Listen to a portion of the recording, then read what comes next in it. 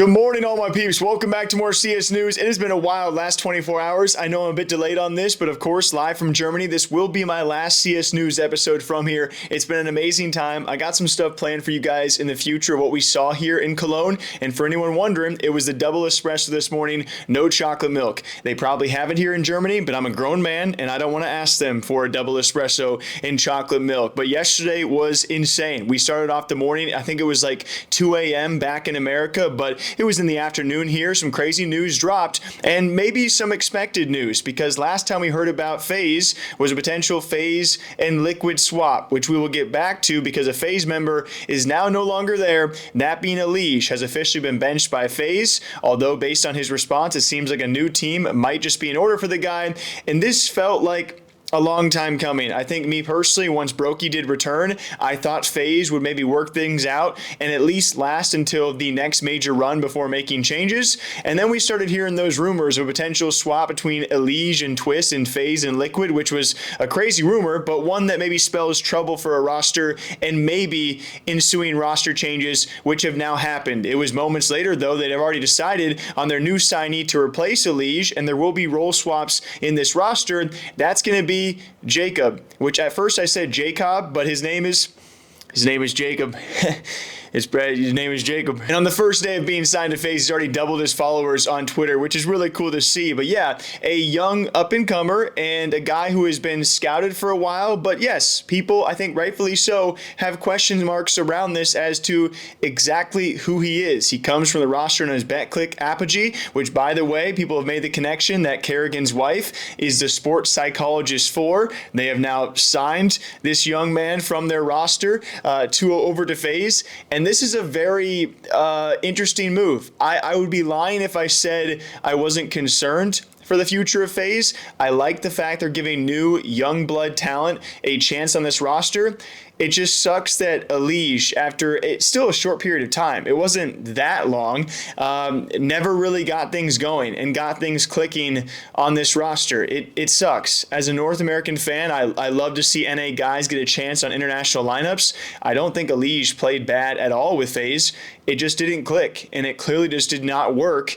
And so I'm not worried for Elige's future. I think he will be signed somewhere. The speculation has now begun. Will he be going back to a team like Liquid? That would be interesting to see. Are these teams, are we going to see more changes again months before the next major? Maybe. People calling for a Na'Vi Elige, which I never in my wildest dreams could have pictured Elige in black and yellow. It feels wrong. It could feel so right if he actually eventually goes there, but those are the two top speculated teams out there that Elige might be joining, and based on his response on Twitter, it seems he already has a new team lined up. That's the vibe I got. So FaZe are taking a chance on a young Jcobbb. Best of luck to him, and man, it's tough to have faith in them for another major run, and another major run that's going to have so much weight and expectation to it. Like, what if they don't do well at this next major? Are they eventually going to redrop Brokey, or is Rain going to retire early, or Kerrigan retire? All based on how the next major run goes. FaZe Clan, a lot of questions moving forward, and we'll see eventually where someone like Elige does land. That was the biggest roster change news we have seen in quite some time. And then next up for all of you guys, if you hadn't heard about this, if you hadn't, I mean, it was some of the stupidest drama I've ever seen. It actually was incredibly, eye-opening for the Chinese fan base and the people who are contributing to this ZywOo drama. In case you guys have not been watching EWC, I know it's a lot of back and forth in the CS community right now of how we've been treating this event, how we're weighing this event, production of the event. I won't dive into the details of that because I have been watching the matches here and there. It was Vitality facing off against TYLOO, your clear-cut favorite. I think everyone expected going into that how that match was going to go, and ZywOo was dominant. He was looking fantastic, and it was, I don't know if this was the exact moment, but this is the clip, at least one of the times, where he body shot or BM'd, bad moved TYLOO G, which seemed like the most lackluster BM of all time. Like, we've seen BMs, okay? This is barely one at all. And now he's boxed in. Jee ZywOo catches Mezzy, but surviving this one, unrealistic. He's dead at the end.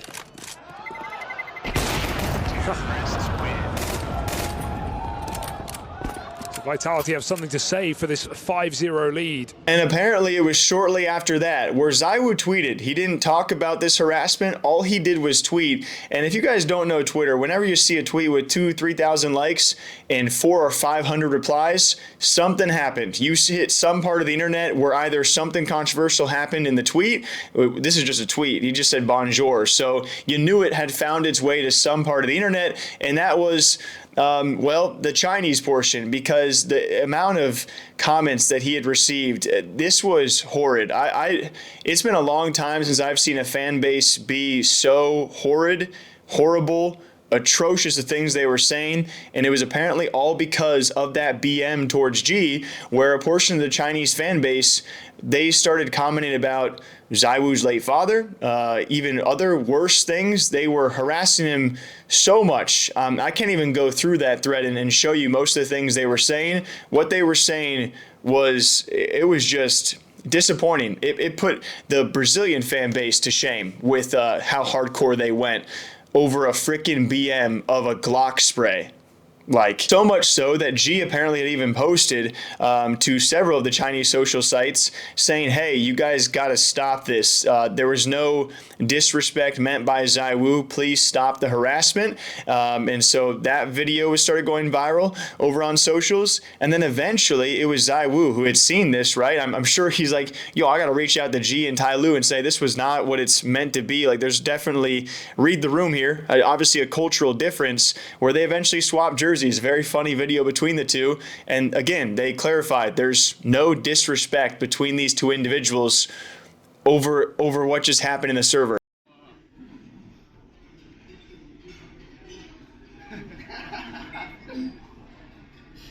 Faut que tu lui redonnes le maillot parce que lui on n'a pas deux. Mais il t'en donnera un en Chine. Non, mais ça tu peux lui donner. Yeah, for me. You'll bring a new one for you. So yeah, that was the ZywOo Jee drama, and it's just massively disappointing. Maybe a Chinese fan can explain how you can possibly go after someone's deceased parent because of a move he made in a video game and make that right, but it was so wrong.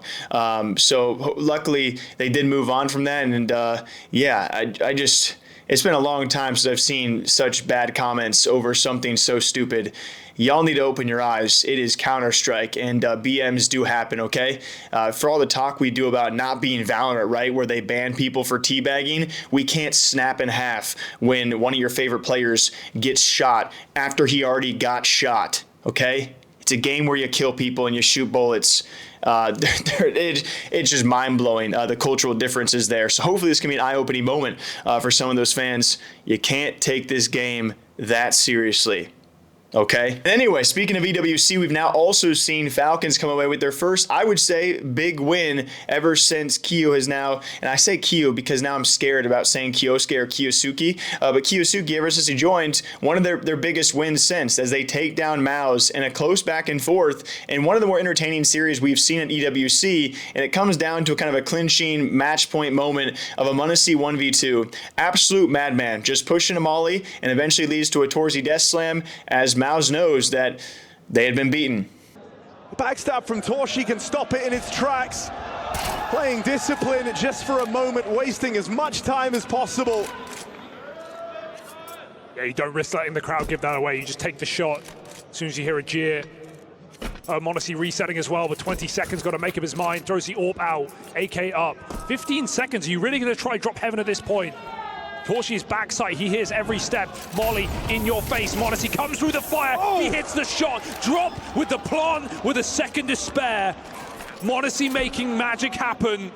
Jimmy giving it away, running amok. MOUZ picks a dangerous position. The kill will take it, and MOUZ finds the round.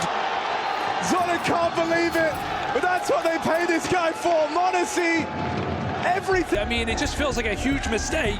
That's going to be the back-breaking round for MOUZ. There's been many points in this series where you could have said, oh, it's all over, but that 1v2 from MOUZ, that is the game.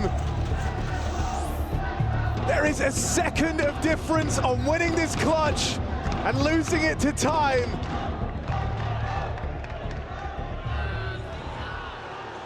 He had to play it exactly how he did. m0NESY, and yeah, that is the straw that breaks the camel's back here for MOUZ.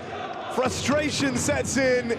This also comes off the back of, we had someone like Chopper calling out the paid fans of EWC. I know Reddit and other socials, a lot of people out there not really liking the production and the crowd noise and a lot of reasons and drama around this EWC. But to keep it to the matches itself, the Falcons' success, we now have a chance to see Falcons maybe take a title. I think it's still a bit of a far shot, but they do have a bit of a home crowd advantage. But it will be Vitality versus Mongols in one semi. I think at the point of me recording probably should be happening right around now, and then we will have Aurora versus Falcons. One of those teams has a chance to finally make a grand finals again, and especially a team like Aurora has been in a bit of a slump lately. Overall, I'm not taking away too much from EWC with a single elimination format. It's been tough, especially with the travel as well. I don't think these results are a tell-all, but it's still a nice chunk of change and a nice way for a lot of these teams to maybe bounce back, like a Vitality, like a Mongols. I mean, all of these teams who are left have something to prove by winning this event, so it's nice to see, and we'll see who actually makes it to the grand finals.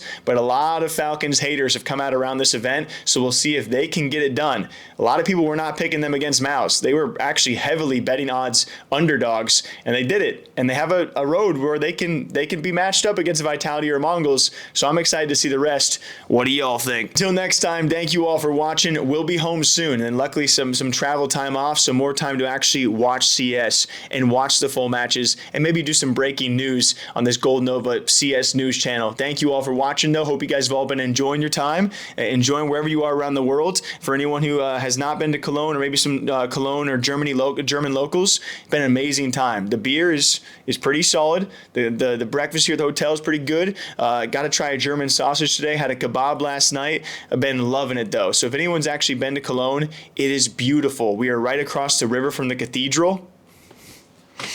Maybe I'll share some pictures and videos with you guys sometime in the future, but it's been beautiful. So thanks, Germany, for having us. It's been a great time here at Gamescom, and hopefully some more stuff coming soon. Till next time, guys, take care of yourselves, all right? We'll see you in the next one. Bye-bye.